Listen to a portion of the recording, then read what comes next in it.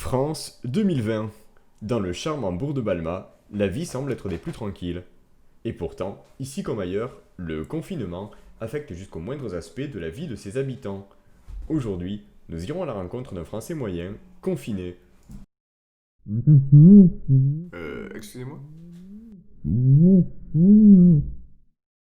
Oui, je disais, le confinement c'est quelque chose, hein. On n'a rien vu dire, hein. Une journée dehors, on s'embrasse, on s'éternue les uns sur les autres, et le lendemain, paf, dans la boîte. En effet, le 17 mars, à 12 heures précises, le gouvernement a lancé l'opération mise en boîte. Depuis, c'est la France entière qui a été stockée, dans l'attente de jours meilleurs. La partie la plus dure pour moi, ça a été le tout début, hein. Enfin, je veux dire, vous comprenez, tous les Français ont dû faire preuve de beaucoup de souplesse et faire preuve d'une grande flexibilité pour accepter le confinement. Et quelles sont les difficultés que vous rencontrez au quotidien? Ah bah déjà les courbatures, hein. Là j'ai mes tibias qui se sont emmêlés par exemple. Et puis franchement, rester dans le noir comme ça, c'est pas très réjouissant.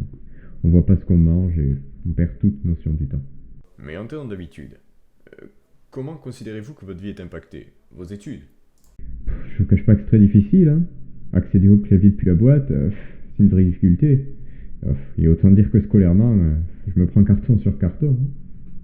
Et quelle est votre plus grande crainte vis-à-vis du confinement? Ah bah, comme tout le monde, hein, qu'on sorte jamais.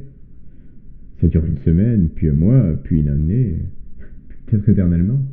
La société peut-elle survivre à une mise en boîte si longue? Voilà une question quasi philosophique que le confinement a le mérite de poser. Et ainsi, les théories les plus folles circulent sur la toile. Oui, on entend beaucoup dire que c'est un complot du gouvernement pour forcer les Français à être carrés et à rentrer dans le moule. Peut-être ça fait partie de l'évolution de l'espèce après tout. Enfin, sur ce, je vous laisse, c'est mon heure de sortie.